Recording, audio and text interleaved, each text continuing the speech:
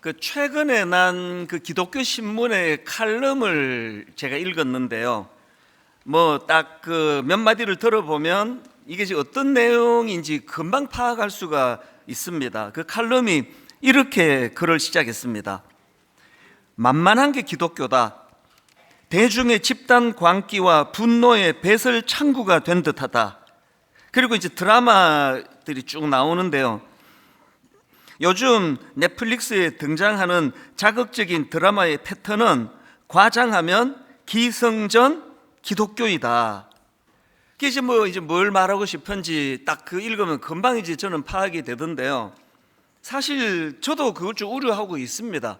지금 그 최근에 인기를 끈 어떤 드라마에 조연급으로 그 굉장히 중요한 비중 중에 하나인데요.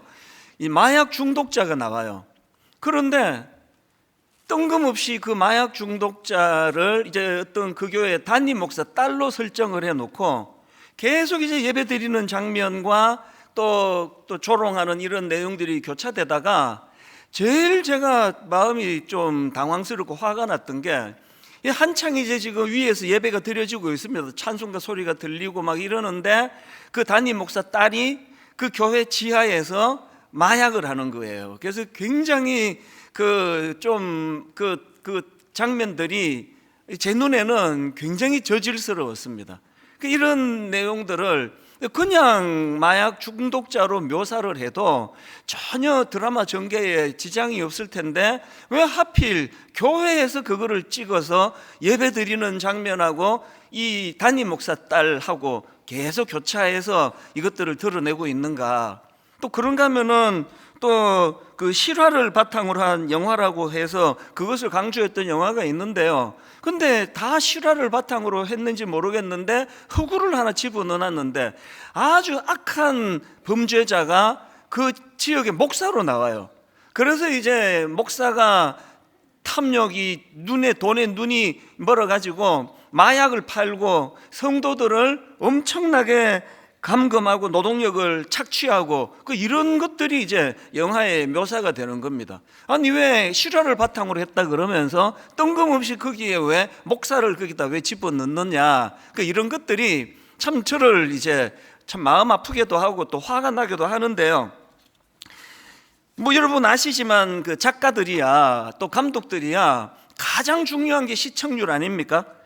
그러니까 이제 그런 교회를 비하하고 목사 딸을 마약 중독자로 등장시키고 거룩하게 예배드리는 그 시간에 각 교차하면서 그 딸이 막 마약에 취해가지고 너무 막 보기에 마음이 힘드는 장면을 연출하는 이유는 이렇게 연출했을 때 관객들이 이걸 그렇게 나쁘게 생각하지 않을 거라는 생각이 있으니까 그렇게 만드는 거거든요. 이런 것들이 참 이제 목회자인 저로서는 마음을 참 아프게 하는 건데요. 그래서 그 칼럼에서 강조하는 것처럼 요즘은 거의 교회가 그냥 동네 북이 된 것 같아요.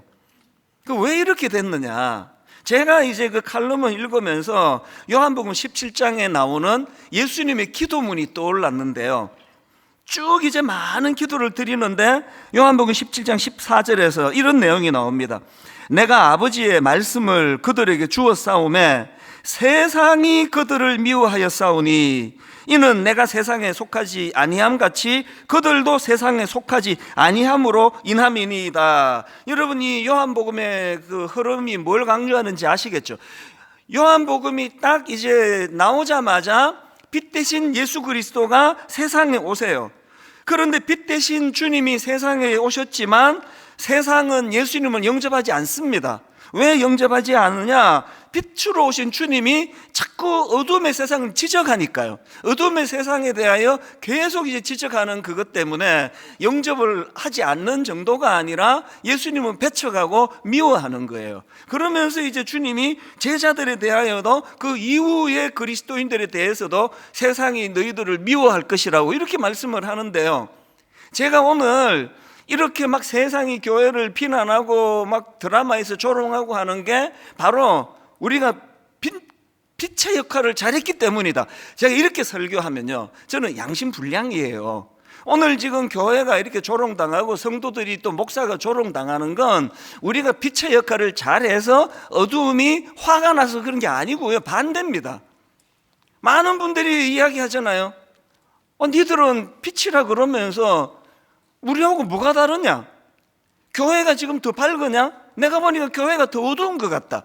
이런 비아냥거리는 일들이 많고요. 그런 인식들이 이제 작가나 감독들로 하여금 교회를 막 마음껏 비웃고 조롱하는 이런 소재로 지금 그 무슨 뭐 유행처럼 그렇게 쓰는 결과를 가져온 거 아닌가. 이게 이제 제가 마음이 아픈 겁니다. 그래서 제가 어떻게 하면은 이런 가슴 아픈 일을 우리가 피할 수 있느냐.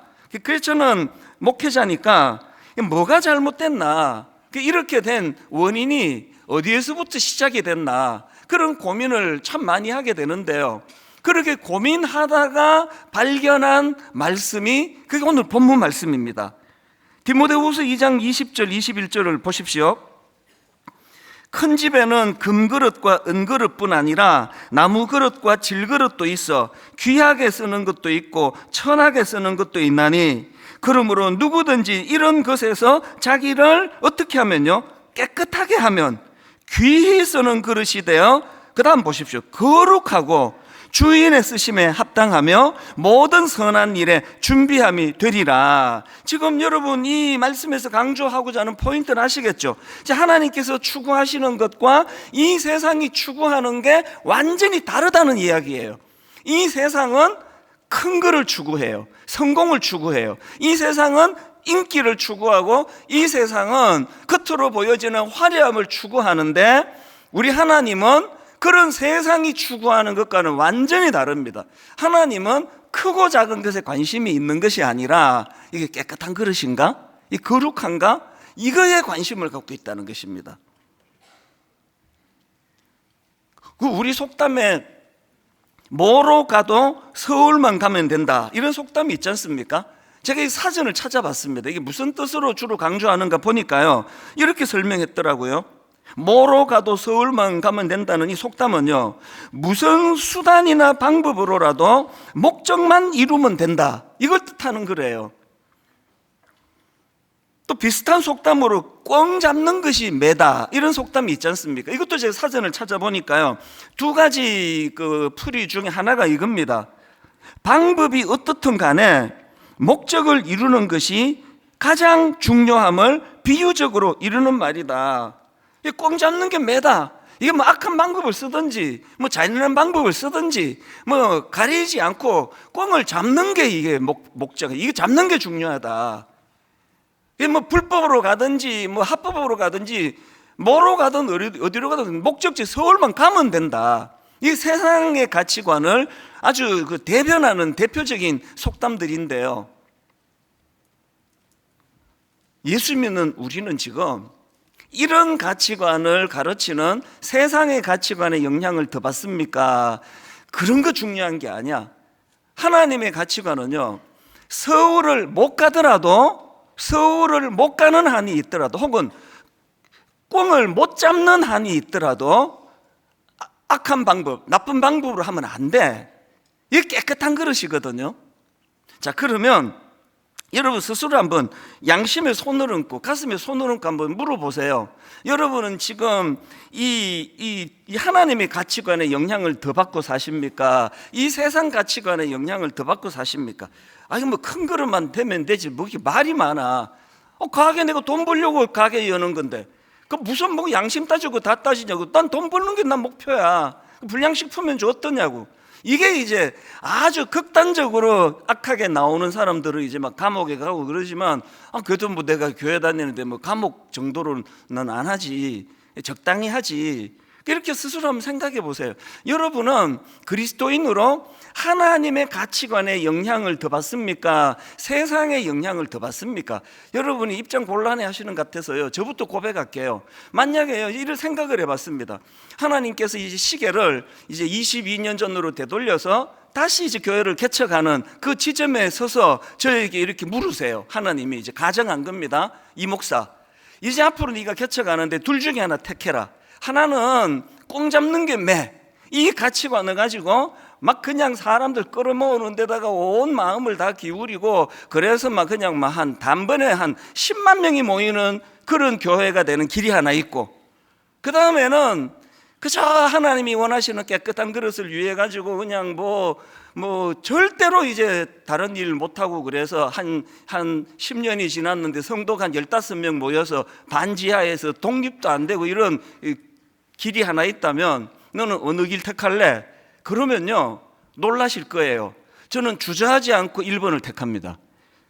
어떻게 제가 그렇게 긴 세월을 자립도 안 되는 15명 지하에서 곰팡이 냄새 맡아가면서 그렇게 하느니, 뭐 악하고 악한 일은 하지 않잖아요. 적당히 타협하고 적당히 뭐 구슬러 가지고 10만 명 모이는 길을, 저는 내 본능은 반드시 그걸 택할 거예요. 놀라신 거예요? 그 다음이 중요해요. 그 본능이 제 안에 꿈틀거려요. 지금도 막을 수가 없습니다. 그래서 싸우는 거예요. 목회가 신방 많이 가가지고 허리 아픈 게 그게 뭐가 힘듭니까? 막 일 많이 해가지고 지치는 게 뭐가 필요합니까? 월요일 날 하루 종일 자면 돼요. 목회해보니까 그게 힘든 게 아니고요, 이 본능과의 싸우는 게 힘든 거예요. 저는 계속 꿈틀거리는 것은 이 세상의 가치관이에요. 자유롭지 않습니다. 제가 이걸 이렇게 용감하게 오픈할 수 있는 건 사도 바울 때문입니다. 그 대사도 바울도 뭐라고 고백합니까? 로마서 7장에서 오호라 나는 곤고한 사람이로다, 이 사망의 몸에서 누가 나를 건져내랴. 이게 다른 말로 하면 무슨 뜻입니까? 이거 아닙니까? 난 구제불능이야. 나는 아무리 노력해도 안 돼. 이 바울이 이렇게 고백한 거거든요. 그 저와 여러분이 이런 걸 적당히 그냥 얼버무리고 적당히 모른 척하고 적당히 이렇게 해갖고는요, 오늘 이 말씀을 안 들은 거나 똑같아요. 그래서 정확하게 자기를 직시해야 돼요. 저부터가 지금 저를 다 지금 이제 다 고발하고 까발키는 걸로 지금 말씀을 시작하는 거 아닙니까? 오늘 우리가요, 이 하나님의 가치관과 세상의 가치관 중에서 너무나도 많은 그리스도인들이 세상의 가치관에 젖어 살기 때문에 오늘 교회가 맨날 이런 악인의 어떤 상징으로, 영화 보면 악한 사람 거의 다 위선자 드러내면 거의 가정예배 드리는 거 나와요. 예배 드리고 그리고 지 하고 싶은 악한 일 하고, 이런 묘사가 나오는 건 우연이 아니라는 그 이야기입니다. 미가서 6장 6절과 7절도 보십시오. 지금 그 하나님의 백성이라는 사람들의 가치관을 한번 보십시오. 내가 무엇을 가지고 여호와 앞에 나아가며 높으신 하나님께 경배할까? 내가 번제물로 1년 된 송아지를 가지고 그 앞에 나아갈까? 여호와께서 천천의 수량이나 만만의 강물 같은 기름을 기뻐하실까? 물량 공세예요. 하나님께 막 어마어마하게 드리면 하나님도 이거 보고 봐주지 않으시겠어? 이런 태도예요. 천천의 수량이나 만만의 강물 같은 기름을 기뻐하실까? 심지어는 내 허물을 위하여 내 맏아들을, 내 영혼의 죄로 말미암아 내 몸의 열매를 드릴까? 막 스케일이 어마어마해요. 큰 그릇이에요. 이런 사람을 보고서 하나님이 뭐라고 교정해 주시느냐? 바로 그 다음 8절입니다. 사람아, 저는 종종 이렇게 바꾸어 읽기를 원해요. 찬수야, 주께서 선한 것이 무엇임을 내게 보이셨나니? 내가 다 보여줬잖아 니한테. 그러면 안 된다고. 그게 옳은 생각이 아니라고 그 얘기거든요. 주께서 선한 것이 무엇임을 내게 보이셨나니 여호와께서 너에게 구하시는 것은 오직 정의를 행하며 인자를 사랑하며 겸손하게 내 하나님과 함께 행하는 것이 아니냐. 본문으로 말하면 큰 그릇을 드리겠습니다. 큰 그릇을 드리면 하나님도 이거 안 받고는 안 되실걸요? 이런 가치관, 세상의 가치관으로 신앙생활을 하는 그에게 하나님은, 나는 네가 그런 걸로서 자꾸 혼란을 겪기보다는 난 네가 깨끗한 그릇이면 좋겠다. 좀 안 바치면 어떠니? 네 중심이 있는데. 구약에 보면은 그 하나님의 그 성품 또 그분의 속성에 대하여 특징을 따라 이제 그분의 이름이 많이 등장하잖아요. 예를 들면은 여호와 라파, 지난주 살펴봤잖아요. 치료하시는 하나님, 이걸 강조할 때 여호와 라파라 그래요. 또 그런가 하면 여호와 니시, 승리하시는 하나님. 또 뭐 여러분 다 아시는 여호와 샬롬, 평강의 하나님, 평화의 하나님. 그래서 하나님의 성품의 특징을 따라 가지고 그분의 이름을 여러 가지로 그렇게 불러드리는 걸 볼 수 있는데요. 그런데요, 여러분 구약 성경에 모든 하나님의 성품을 다 모아 가지고 한마디만 정리를 해라라고 물으신다면 구약에서 정리하는 하나님의 속성은 딱 하나예요. 거룩하신 하나님입니다. 거룩하신 하나님. 우리 하나님의 성품과 속성이 거룩이시고요, 더 중요한 것은 그분이 거룩하실 뿐만 아니라 그분을 따르는 백성들도 거룩하기를 원하세요. 그게 예레미야 11장 45절입니다. 나는 너희의 하나님이 되려고 너희를 애굽 땅에서 인도해낸 여호와라. 그 다음 보세요. 내가 거룩하니 너희도 거룩할지어다. 제가 한 열 몇 번 이 본문을 가지고 인용했을 텐데요, 오늘은 조금 더 강화하기 위해서 한번 따라해 보시겠습니까? 내가 거룩하니 너희도 거룩할지어다. 뭐가 거룩입니까? 거룩하신 하나님의 길을 따라가는 게 거룩 아닙니까? 이제 우리가 한 10년 뒤, 한 20년 뒤 우리부터 이제 불씨가 돼가지고 이제는 영화 감독이 이상하게 그 필요도 없는데 막 교회를 조롱하면은 아이 저건 좀 너무 현실성이 떨어져, 영화가 재미가 없어, 이렇게 되는 날을 만들기를 꿈이라도 좀 꿔보자고요. 꿈이라도. 그럼 어떻게 해야 됩니까? 교회가 이 세상을 추구하고, 그래서 다시는요 뭐 큰 교회니 작은 교회니 이렇게 부르는 일이 없으면 좋겠습니다. 분당 우리 교회가 뭐 이제 뭐 10,000명 좀 더 나가고 이제 교회가 뭐 좀 줄어들었네, 이렇게 얘기하시지 말고요, 분당 우리 교회는 그저 거룩한 교회가 되기를 원해. 세상과는 좀 달라. 그 성도들을 만나보면 저는 가끔씩 그 분당 우리 교회 성도님은 진짜 다르던데요, 그런 이야기를 제가 가끔씩 들어요. 한 10년에 한 번씩 이렇게 듣습니다. 그날은 잠이 안 와요. 너무 좋아가지고. 뭐 이 이상 기쁜 게 있습니까? 하나님 앞에서 우리가요, 그래서 이제 신약으로 와서도 베드로전서 1장 15절에 보면은 오직 너희를 부르신 거룩한 이처럼, 여기도 하나님을 지금 이렇게 묘사하네요. 오직 너희를 부르신 거룩한 이처럼 너희도 모든 행실에 거룩한 자가 되라. 심지어는요 히브리서 12장 4절이요, 한번 보십시오. 모든 사람과 더불어 화평함과 거룩함을 따르라. 이것이 없이는 아무도 주를 보지 못하리라. 이게 무서운 말씀 아닙니까? 거룩을 추구하지 않고는 뭐 철학기도 뭐 10시간 기도해도 주를 보지 못하리라. 우리가 하나님 앞에 정말 하나님의 임재를 뜨겁게 사모하기 위해서 세상의 길을 추구하던 내 걸음을 옮기는 거예요. 그래서 서울에 못 가더라도, 꿈을 못 잡더라도 나는 잘못된 방법 쓰지 않을 거야. 그래서 교회 다니는 사람이 그래서 결국은 꿈을 못 잡은 게 막 엄청 자랑이 돼야 돼. 이 세상에 우리 아들이 그래갖고 대학교 떨어졌잖아, 할렐루야. 나 우리 아들이 컨닝하고 좋은 대학 가는 것보다 이게 너무 자랑스러워. 간증에 좀 이런 거 좀 나오면 안 되겠습니까? 그럼 무슨 간증이 맨날 그거 공부도 못한 애가 기도해갖고 대학 갔다는 것밖에 안 하시느냐고요. 뭘 지금 제가 강조하는지 아시죠? 그래서 여러분 우리 교회 성도님 이거 얼마나 강조하는지 아시죠? 인생의 목적은요 행복이 아니라 거룩이에요. 거룩. 행복은요 주님 나라 가서 이루어지는 거예요. 그 지금 뭐 서울 사는 사람이 부산에 한 3일 출장 갔는데 그 왜 꼭 행복해야 됩니까? 일하러 갔는데. 여기 지금 출장 온 거예요. 일하러 왔단 말이에요. 왜 이렇게 꼭 행복해야 되겠습니까? 하나님 앞에서 우리가 지금 뭘 추구하느냐? 행복은 하나님 나라에서 이루어지는 거고요, 이 땅은 거룩을 추구하는 거예요. 사명을 이루기 위해서 하나님 앞에. 오늘 7번째, 분당 우리 교회가 박물관 교회로 전락하는 것을 막기 위한 거, 거룩의 회복이에요. 거룩의 회복. 이걸 저는 세상과의 차별하라고 그렇게 여기다가 제가 원고에다 써붙여 놨습니다. 왜?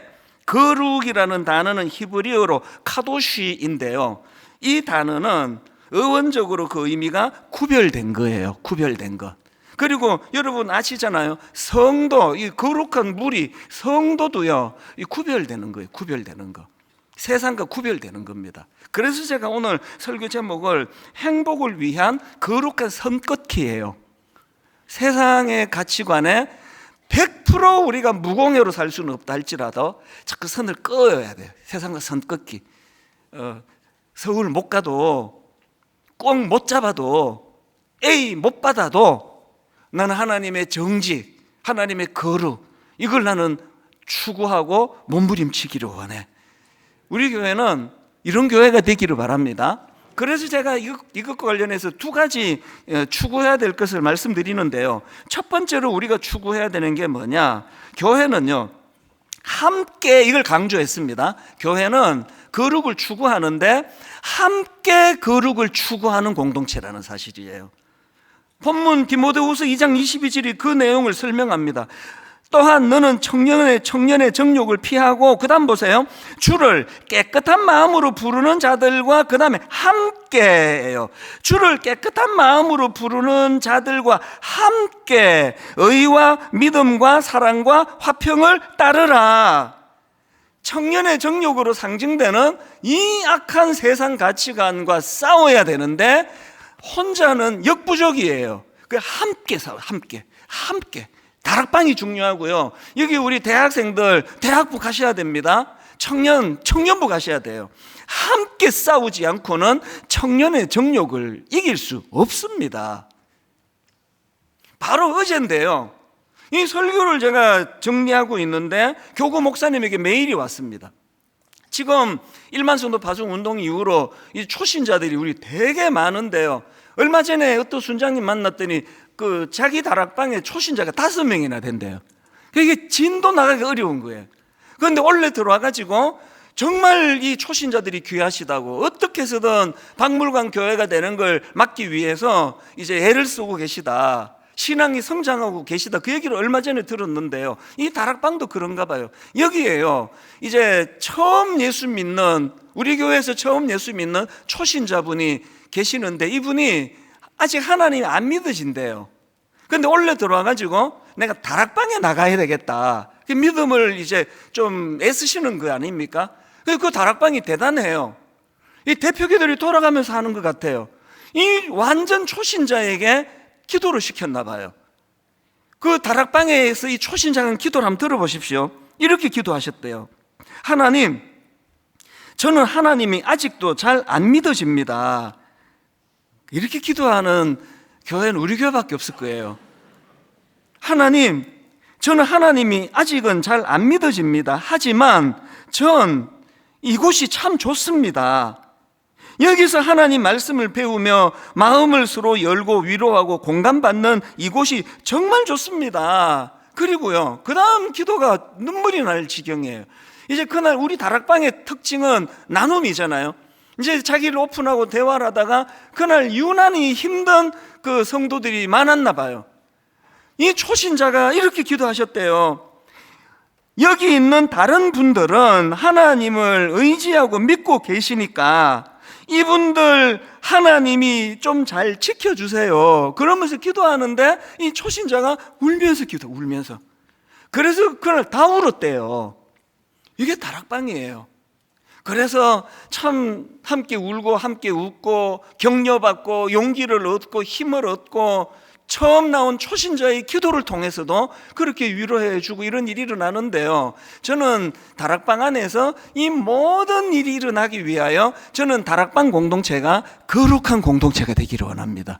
거룩을 추구하는 공동체, 거짓말하지 않으려고 몸부림을 치는 사람이 모인 곳. 그래서 이 초신자가 와보니까 기가 막혀요. 참 잘 논다. 이게 뭐 그냥 이게 뭐 거짓말 입에 달고 살구만. 이렇게 했으면 이분이 울면서 그분을 축복하며 기도했겠냐고요. 다락방은요, 교회는요, 부자들이 모인 거, 부자와 가난한 걸로 구분하는 데가 아니고요, 권력을 가진 자와 그렇지 않은 자를 구분하는 데가 아니고요, 교회는요, 거룩을 추구하는 데예요. 초신자라도 하나님이 아직 잘 안 믿어져도 거룩은 추구할 수 있습니다. 이거 아십니까? 여러분이 하나님의 성품인 거룩을 추구하면 하나님이 보일 거예요. 아마 거룩을 추구해 보세요. 두 번째로 우리가 기억해야 될 게 하나 더 있는데요, 교회는요 이 거룩의 출처가 하나님이신 것을 아는 공동체예요. 요즘은 이 출처가 중요하잖아요. 제가 뭐 설교하면서 무슨 책 보고 제가 베껴놓고는 내가 이거를 연구하는데 막 되게 고생했다고 내가 했다는 식으로 해버리면요, 이거는 설교도 아니에요. 그래서 출처를 밝히잖아요. 이건 어느 책에서 내가 읽었다, 이거 어느 교수님이 하신 말이다, 이거 다 밝히거든요. 거룩도 마찬가지예요. 거룩은요 출처가 우리가 아니라 하나님이세요. 자, 21절에 그 내용이 나옵니다. 그러므로 누구든지 이런 것에서 자기를 깨끗하게 하면 귀히 쓰는 그릇이 되어 거룩하고 주인의 쓰심 합당함, 이렇게 나오는데요, 이게 우리말로 번역이 약간 좀 아쉬워요. 이게 지금 우리말로 보면 이게 지금 능동태잖아요. 거룩하고인데요, 이게 헬라어로 보면은 이 수동태예요. 그래서 원어에 가깝게 번역을 하자면 거룩하게 하고예요. 거룩하게 하고입니다. 하나님이 거룩하게 하신 거예요. 출처가 하나님이세요. 거룩의 출처는 내가 아니기 때문에, 그분이 주시는 거기 때문에 더 의지하는 거죠. 더 매달리는 거죠. 이걸 잘한 게 사도 바울이에요. 고린도후서 4장 7절을 보십시오. 바울이 자기를 이렇게 자기 존재감을 드러냅니다. 우리가 이 보배를 질그릇에 가졌으니, 바울은 아이덴티티가 너무 분명해요. 자기는 깨지기 쉬운 질그릇이에요. 그리고 자기 안에 섞여 있어가지고 뭐 굳이 이렇게 안 드러내도 되는데 자기는 질그릇같이 약한 존재예요. 자기에게 좋은 점이 있다면 그건 자기가 아니라 자기 안에 그 질그릇 안에 계시는 보배 되신 예수 그리스도래요. 바울은 이걸 고백하는 거거든요. 내가 질그릇임을 인정할 때 보배 되신 그분을 의지하게 되거든. 그래서 여러분 액센트를 바꾸어가지고 이 고린도후서 4장 7절을 다시 한번 보십시오. 우리가 이 보배를 질그릇에 가졌으니, 그 다음 보세요. 이는 심히 큰 능력은 누구에게 있습니까? 하나님께 있고 우리에게 있지 아니함을 알게 하려 함이라. 기독교는요 거룩의 출처를 정확하게 인정하는 정직한 사람이 하나님을 만날 수 있다는 걸 가르치는 신앙 공동체입니다.